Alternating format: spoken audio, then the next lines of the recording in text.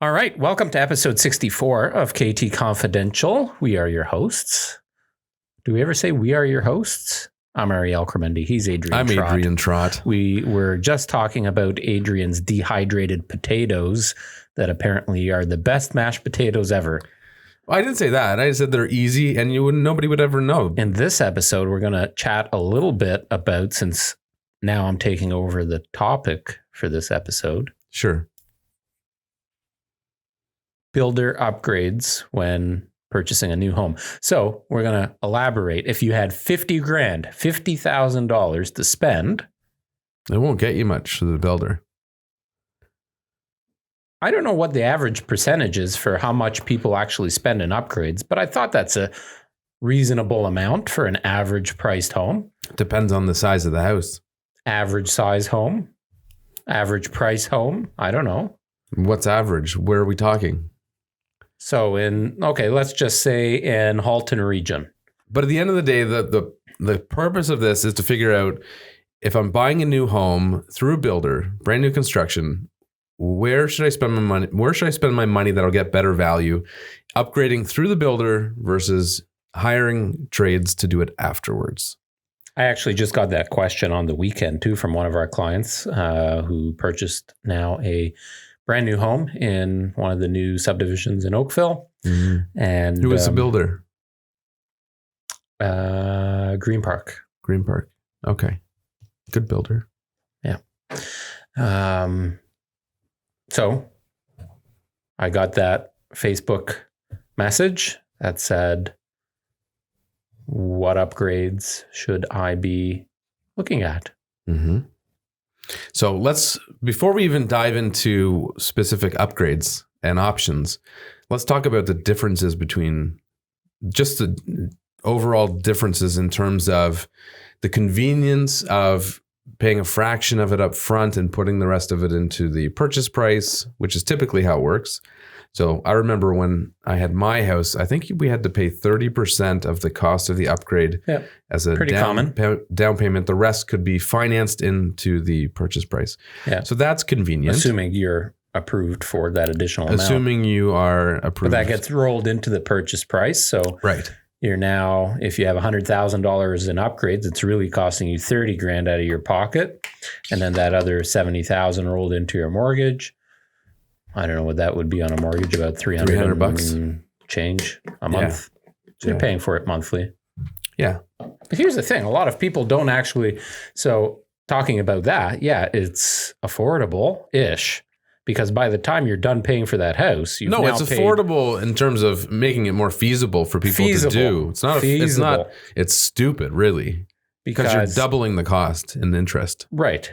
Every month that you're paying $300 a month on in that extra $70,000, half of it is actually paying for the principal. Right. So you're paying double. You'd almost be better. So you're better. not paying $100,000 in upgrades. You're now paying $200,000 for $140 if you're only mortgaging $70,000 of it. Yeah. But for some, then the other argument is the house appreciates and you get some of that back. So as a percentage, how much do you think is too much to upgrade your home? So if you buy $1 million home. There's no definitive way to answer that because it depends on, there's so many variables. So, all right. So let's talk about what are the best returns. Well, and now builders are including things like 10-foot ceilings on the main floor, 9-foot ceilings on the second floor. Before we get carried away, stairs, hardwood floors. Yeah, there's a lot of things included. Granite countertops. These are all included now in a lot of homes. Right. So let's first premise this whole thing by saying if you're buying a new home, brand new construction. Yes. I would say the vast majority of people should probably hire an interior designer or a design consultant to make sure they make the right selections, even if not upgrading, even just to choose the basic finishings in your house. Because I showed you a house the other day and I asked your opinion on it, and I showed you the kitchen. It's fugly. It's $1 million home or more, but they chose these ugly kitchen cabinets that will probably turn off 30% of the audience. Well, your previous home, which... my backsplash? No, at that time that backsplash wasn't so bad, and I always do weird backsplashes. Yeah, you're bad with backsplashes.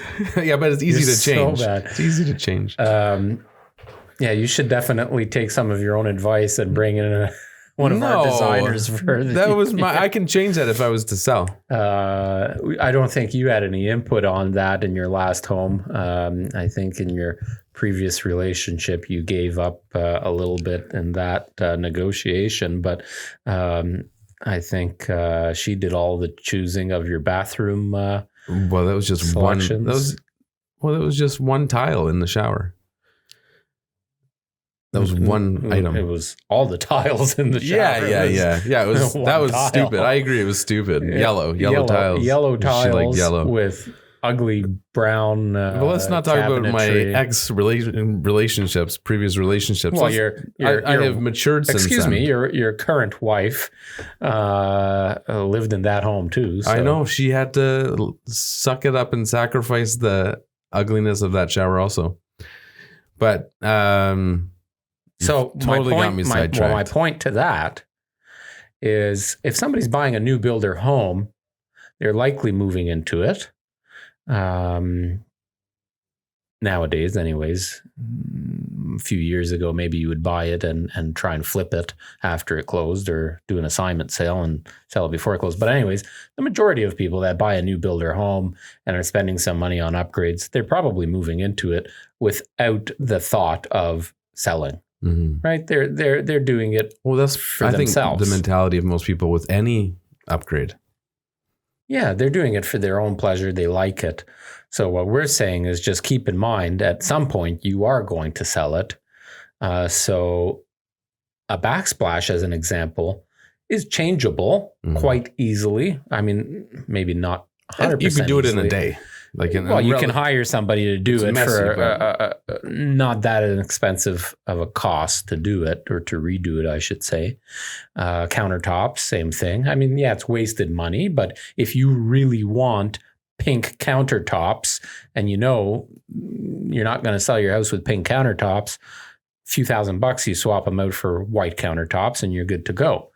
A good example, I showed a house on the weekend.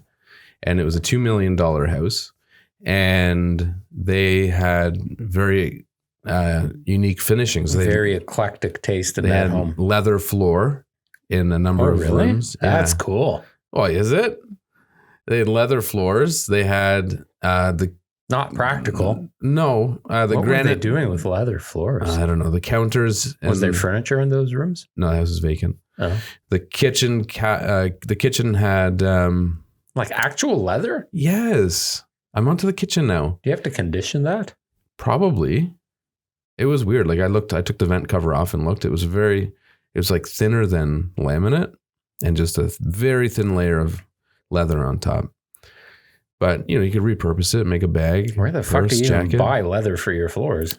Anyways, that's beyond the point. Leather floors. I don't know. I found that pretty interesting. The kitchen had countertops that had a very prominent red, like red veins through the whole thing, like really red, among other things, right? That's just to give you an idea.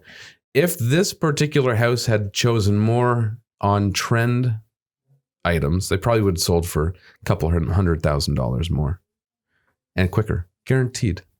But some people don't care about resale.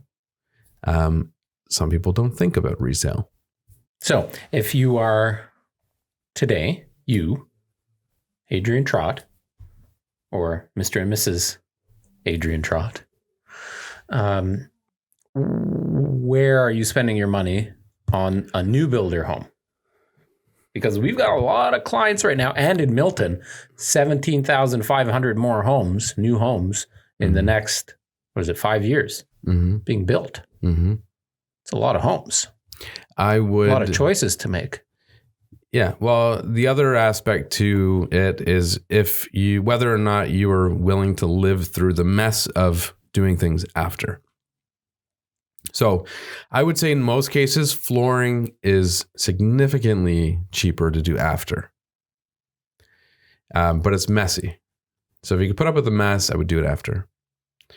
Things that are harder to change, like and a lot of builders will give you the option to upgrade your ensuite bathroom to a larger bathroom with a freestanding tub and a big glass shower. That stuff I think is usually not as feasible to do after. So I would do that ahead of time. Like the actual, I guess the bones of the house, the floor plan, where the walls are going and things like that. You want to do that with the builder for sure. I agree. Yeah. Having a bigger bathroom. Like if you have the choice between a standard bathroom and a bigger bathroom with a separate shower and a deep soaker tub, double sinks. Everybody wants double sinks now. If you have the option to do that, that's a great investment. However, there are some concessions you have to make at times. Like a lot of the times, a smaller closet. The configuration means smaller closet or laundry pushed to the basement or one less bedroom. How many people do you think get turned off by laundry location? I think the vast majority of buyers prefer it upstairs.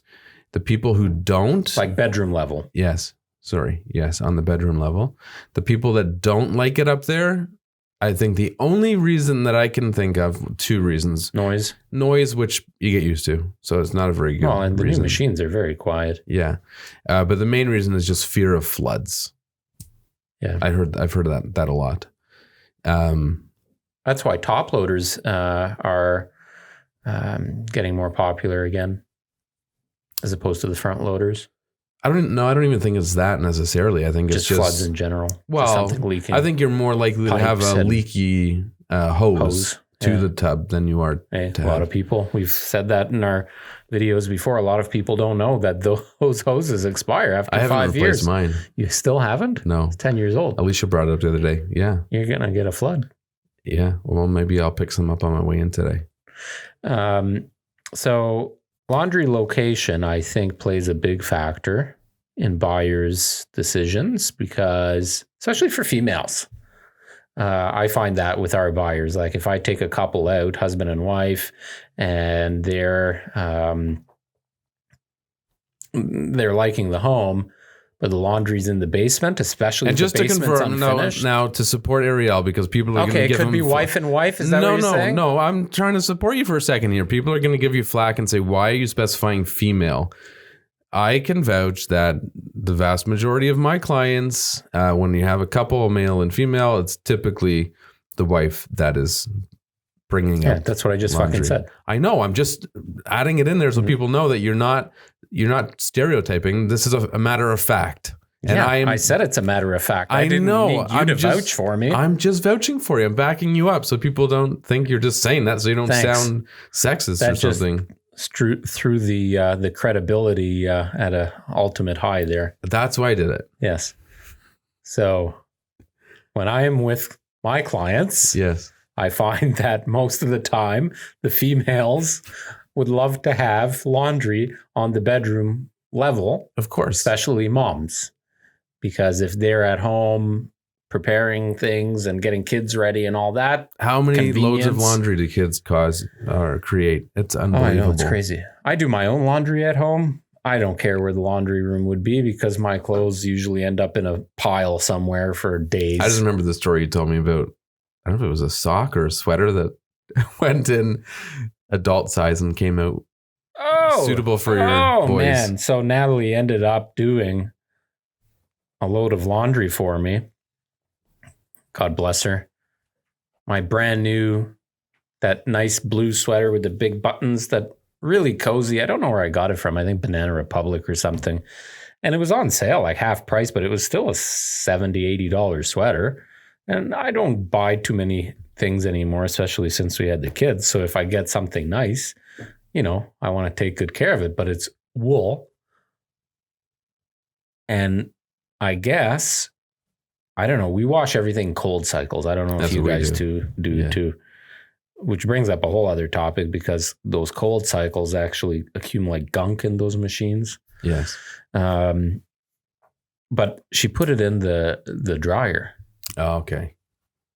So literally it's, my kids will fit into it next year. Yeah. I can't wear the sweater anymore. But second floor laundry, it's right up there. So if your big bathroom upgrade affects that laundry being pushed into the basement, do you sacrifice the laundry going downstairs for the bigger bathroom? I wouldn't. So you would take the smaller bathroom and keep the laundry upstairs. Yes. Interesting. I think we should start a poll on that because I'd be curious to know what everybody thinks. Yeah. All right. Because I love my big bathroom. Yes. I love having the space. And of course you do. But would you love it as much if every time you did laundry, you'd have to go to the basement? I wouldn't sacrifice the bathroom for having laundry upstairs. You wouldn't? No. Okay. So I think kitchens. I say that because I have the standard bathroom with a tub. You can keep talking. It's a big vanity, but it's only a single sink. And I would not really care if I had a bigger bathroom, just if it was to sacrifice the laundry. It could be because I have a hot tub too. So I don't need that big tub. I just go to the hot tub. That's gross.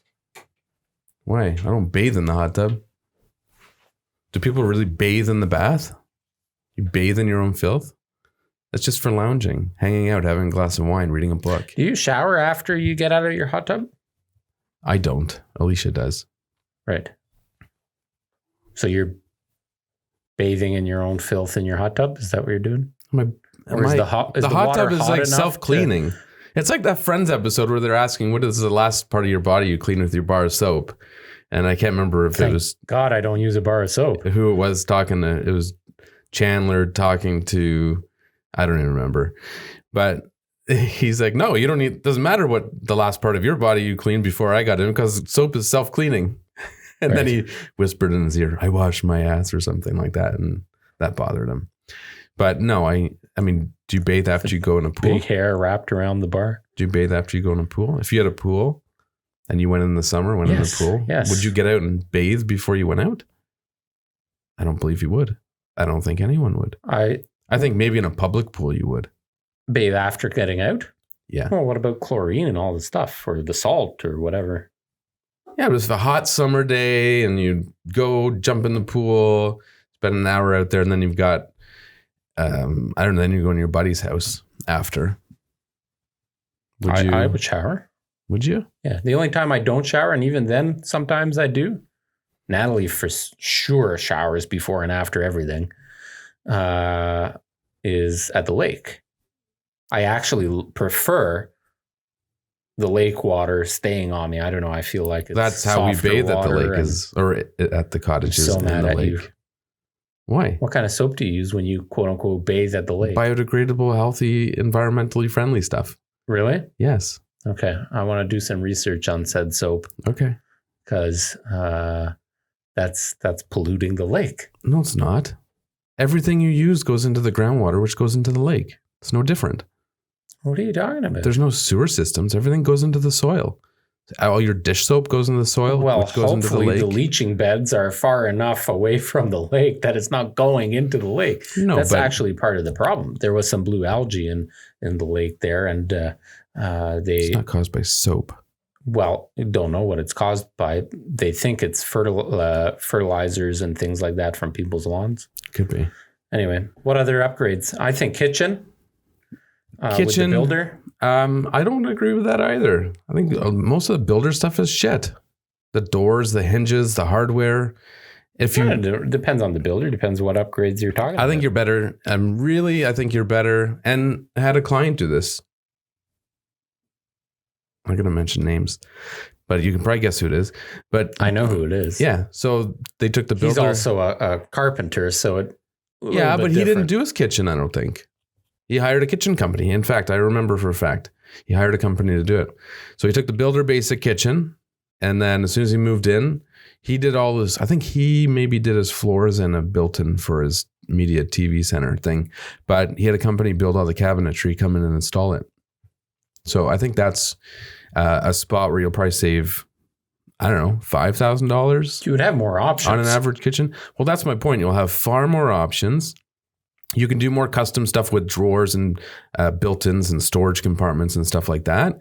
And even in the process, then it's easier to run lights for under cabinet or above cabinet lighting, stuff like that, once you've got everything off the wall. And you don't have to pay the ridiculous charges that the builder charges to pre-run all those things. Yeah. But again, it's a big thing. And then you can even sell your existing kitchen.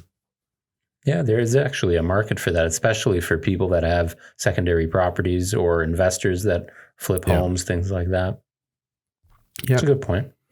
So actually my dad in his current house, new construction up in Tiny, Ontario, the house didn't come with a kitchen. I think they arranged it this way. So he bought a kitchen and it was a new kitchen, probably similar to what we're talking about, being sold through auction. Right. And he got it for next to nothing. Well, I love going to auctions. I always run into kitchens being sold, like full-blown cabinetry. Even if you go to the restore, sometimes you'll find somebody just unloading it to them. Yeah. But I'll give you that one. I will agree that for the average person, probably do it through the builder. Some of the Mattamy homes that we've sold in the last 12 months that the homeowner has spent an extra 15 to 20K in kitchen upgrades. Those kitchens have looked phenomenal. Yeah. Like the home on Locker place that we sold with the stacked cabinets and the separate little coffee area, what I called the Pinterest-worthy spot of the kitchen.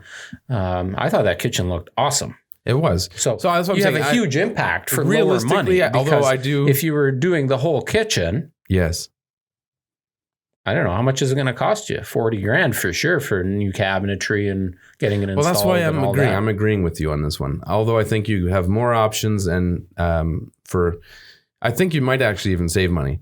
But it's a big job, very big job, and realistically, who's going to want to go through the process of selling their kitchen? So I agree that kitchen's a good spot to upgrade. What else?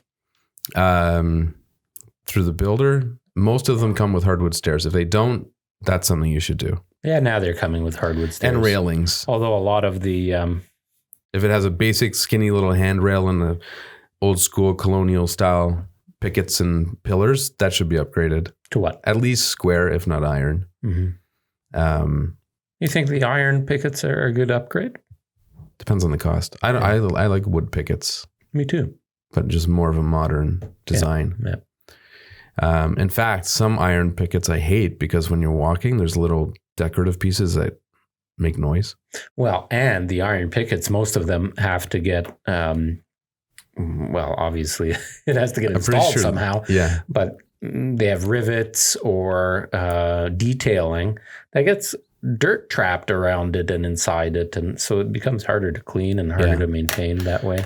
Hardwood stairs, taller ceilings, those are things you cannot really, stairs you could do after, but it's not the same. I think if you're buying a brand new home now, pay the money to get the highest possible ceiling you can on both levels. And the basement. Everywhere, throughout the whole home. Yeah. Have a 35-foot tall house. I would say spend all your money doing that, if nothing else. Yes, I agree. Because everything else can be done later. Yes. But you cannot change the height of the ceiling, period. No. Well, and you look now at how, in most cases, because the taller ceilings, now 9 foot is standard. Yes. In Oakville, 10 foot is standard. Yeah. So that's that's more or less on everybody's want list. Yes.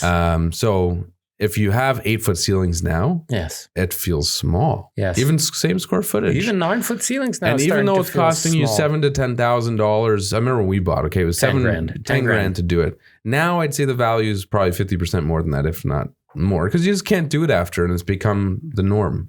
Well, and then it's increasing the size of your windows. It's increasing the size of the doors. Although there are some builders that don't do that, which is weird. It looks stupid. It's hopefully extending your upper cabinets to be a bit bigger in your kitchen. I say tallest ceilings possible, all floors. Yep. The exterior, what do you think about that? I don't think... I'll let you answer first because I asked you a question. That's a tough one.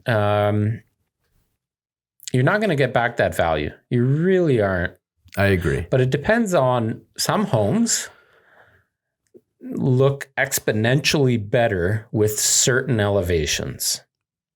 I love the look of like a nice stone and stucco exterior, but is it worth paying $40,000, $50,000 for? You're not getting that money back. Right. There is still a very high percentage of people that want a home that's built all brick. And even the younger generations, especially first-time home buyers, they're being coached and trained by their parents who grew up with all brick homes, or their parents saying, oh, you got to buy a home that's made of brick. What's this siding bullshit? But just to understand, it's a brick veneer. It's not structural. It's just... Right. There is a component of additional insulation that those veneers provide. Not necessarily, though, because when they do the vinyl siding, they do 2x6s instead of 2x4s for the framing. I don't know if that's changed, but that's what mine is.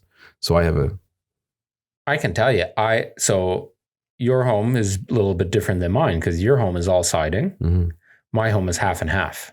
Mm-hmm. The first floor is all brick. Mm-hmm. Second floor is siding. The noise penetration on the second floor from exterior sources is greater than... You mean from your bedroom to my bedroom? Yes. I can hear you and your wife much clearer in my bedroom than I can in the living room. We'll test that. So we'll both go to the living room and then we'll both go upstairs. Yeah. Actually, you know where I noticed it is your damn hot tub and the noisy heater of yours. Yeah. Because the resonance, I don't really hear it. I hear it mostly through the window, like whatever noise is coming through the window on the main floor. But if I'm sitting the other side of the living room, I don't really hear it. But upstairs in the bedroom, it is I know. clear. I hear it too. It would probably be the same as what I hear. So there is a difference. And it's that perception too.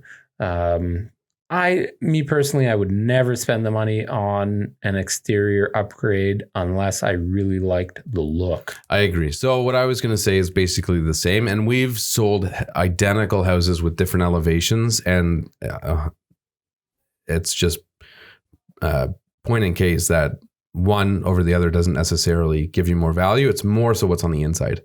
Yep. So that's a good point. And they're very expensive unless... You're right. One is just not very nice looking. Okay, so those are three great areas to start and would probably eat up most of people's budgets right there. Increase the size of your bathroom. Go all out on the bathroom. Don't spend money on things like upgrading the faucets. Like, no, do you know how many people I know upgrading faucets and door handles and crap like that? Like, take a few weekends and do it yourself. A couple YouTube videos, like you're going to save yourself at least half of the cost. Mm-hmm. Lighting is a big one too. I find like you could do recessed nice pot lights afterwards for a good price. Yeah. And you're going to pay double with the builder for anything lighting related, anything electrical related. You're going to pay double. And you don't know what you're getting. Like there's some houses you walk into where they have the really high Kelvin for the LED lights, and they're not very nice. Yeah, they're blue and make the place look stark and uninviting. Yeah.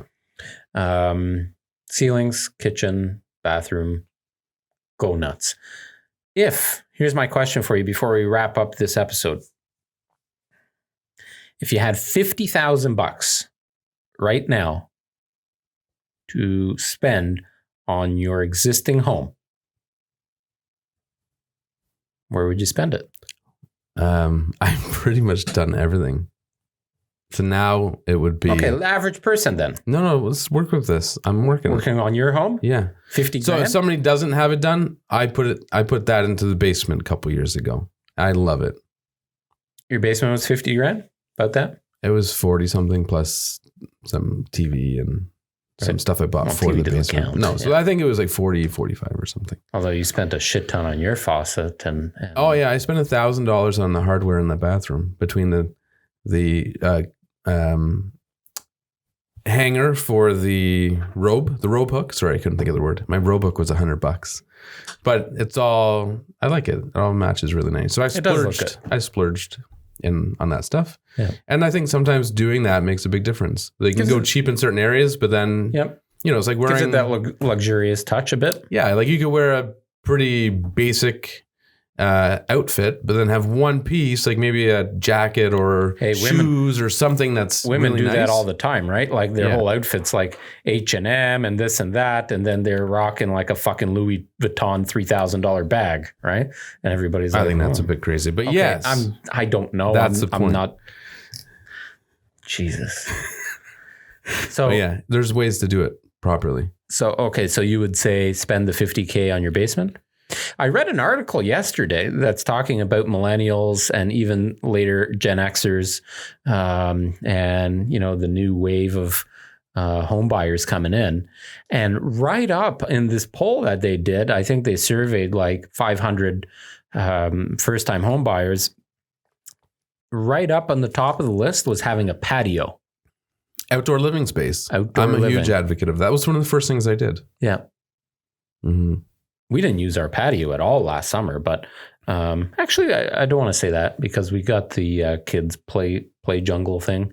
So when we set that up, we did spend some time out there, and we've got a cottage that we're spending the summer in. But having a nice area to unwind on a nice summer day was high on first-time home buyers list. Having a patio. Yeah. So I just want to go back to my basement thing for a second. It's very important to do properly. So if you're going to spend money on it, put in a subfloor. Are you saying that because I didn't put in a subfloor? No, that's your choice. But why? Why do you need a subfloor? It makes a world of difference. For what? It does. Unless you're doing carpet. If you're doing carpet, then it's not as noticeable. Well, I have mixed carpet and it is unbelievably noticeable when you have laminate. What is noticeable? It's warmer. I challenge you to come in my basement and tell me that it's not totally warm. I guarantee you there's a few degree difference. I challenge you. I'm going to bring it. How would I measure that? I don't even know how I'd measure it. I don't know. I'm going to bring a thermometer or something. Naked ass. I don't know. I put the radiant heat in my bathroom. I didn't do that. In the basement. I might consider doing that. That's nice. That was a great upgrade. Yeah. That was a really nice upgrade. And it didn't cost a lot of money. But that's a nice touch because I like to have a shower in the basement when everybody's still sleeping in the morning. So I go down there with my coffee, turn on the heated floors, get out of the shower. It's nice and warm. So when I'm getting, brushing teeth and all that stuff, getting dressed, it's nice. You're not standing on that cold tile. Yeah. Okay. So if you had $50K, so your house is done. Right? You don't have much to do. Your garage isn't really done, but you've done a lot of lighting upgrades. Are we talking about for resale value? Well, listen, I'm just asking you. We're having a conversation. You and I are sitting here having a Perrier. I don't know what you're drinking. Nothing. Does it have to be stuff for the house or things in the house? Because I would do a lot of. You know what I would do? I haven't spent much money on window coverings. I've got basic stuff, so I would do. Dude, you have even less than basic. Your fucking front door is one of those $5 veneer paper things that you get when you temporarily move into a place. Yeah. And you just keep replacing the paper things. But the kids and the dog are always there, so they would ruin whatever goes there. Well, isn't it about time? You've lived there 10 years. Isn't it about time you put something on there? No, I'm okay with it. Yeah. I don't think your wife is. Well, it's money. We spend a lot of money elsewhere. She's not complaining. Okay, so if you had $50K, I would do some window coverings. But it all revolves around tech, right? So I would do window coverings that are powered and Wi-Fi capable. So I'd have the home tech. This thing would be decked out. Lights, window coverings. I'd buy new appliances that were all Wi-Fi compatible. That's what I would do. Everything, home tech, cameras, everything. So home automation stuff. Yeah. Yeah. You know what I've thought about doing, and I might do it, is actually get the one-way window film so you can see out, but you can't see in, and it acts as a UV protector and all that stuff. Yeah. It's not a bad idea, but it depends on what color it is. Yeah, like the ones that are gold or whatever. Yeah, I like hate you don't want those. your windows looking No, weird. no. But you give them a tint from the outside almost. You can just get clear ones that block out the heat too. Yeah. No, And you don't I'm even see talking them. about privacy ones. Okay. Yeah. But $50K, you would spend it all on smart automation? Yeah, I'd also buy some new stuff. Like I want a new TV, Yeah. but that's not house related. Well, it sort of is, but I not would really. get in my living room because I don't have a TV on the main floor. When I say where would you spend 50 grand, I would mean things that are staying with the house. Right. That's why I'm not saying TV. Right. But all that other stuff, for the most part, would stay with the house. Yes. So that's it. You? Right now, I would redo my island, and I'm actually considering to do it because we spend a lot of time in the kitchen and in the living room, and it's a combined space. And the island is actually a good size, but I didn't make any modifications from the builder. So I just got what the builder had in their plans. And as you know, from being in my home, the sink is in the middle. So you have two little parts on either side, and you can sit at the island. It's a flush breakfast bar, but because the sink is there, the person sitting in front of the sink doesn't have enough room for a plate, really. So if you want to sit there and eat a dinner, it's too close to the dirty dishes. Right. And really comfortably, you can only seat 3 people at the island.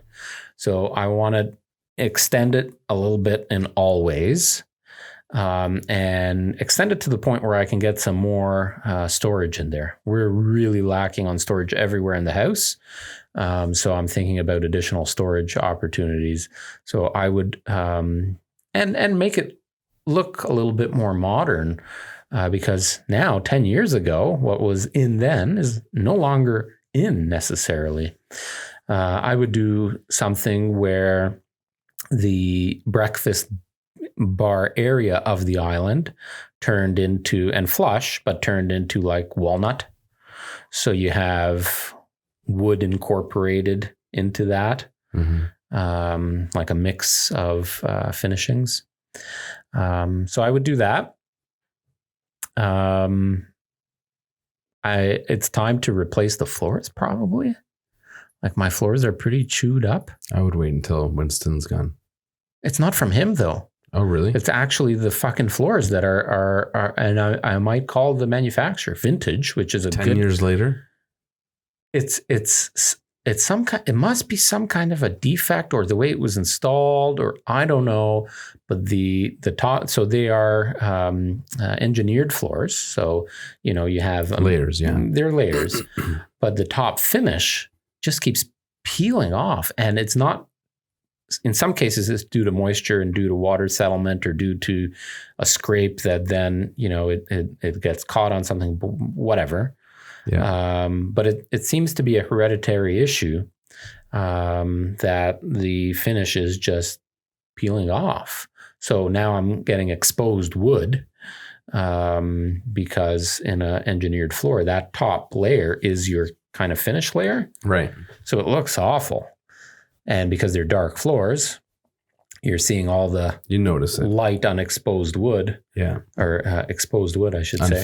Unfinished. It looks brutal. So I've got to redo the floors. The stairs, Winston did ruin when he was a puppy and tried climbing up the stairs and dug his nails in and scratched the crap out of the veneer, out of the varnish finish on it. Still got some lighting to do. I've spent a lot of money on lighting upgrades, but when you do half of the house, you kind of got to do the whole house. Yeah, I'm that way. Yeah. I have the upstairs to do still. Yeah. So I would do that. But that ceiling's not smooth, so I'd probably end up smoothing it all out. No. Okay, going back to upgrades with the builder. Is that worth doing? Yes. Smooth ceilings is worth doing because you can hold them accountable to making sure it's done right. And they usually charge you, I would say, very reasonable price from what I've seen to do it. And it's a messy thing to do after. Yeah. Well, we got another client that bought in Oakville with Fremont Homes. And the quote, I believe she said, was $3,500 for the whole floor. House? For the floor. That's for reasonable. Floor. And I said, yeah, do it. Yeah. No. And if you're doing it after, do not just hire a painter. Not everybody can do it. Oh man, that's a tough job. You need to smooth and plaster it properly so you don't see all the imperfections. We're past our time. That's it. This was episode? I don't remember. 64. 64. I almost said 34. I know. Holy I saw smokes. Been doing this for 64 weeks. You'd think I would get it right. Make sure you follow along, subscribe, like, Instagram, Facebook, YouTube. You know where to find us.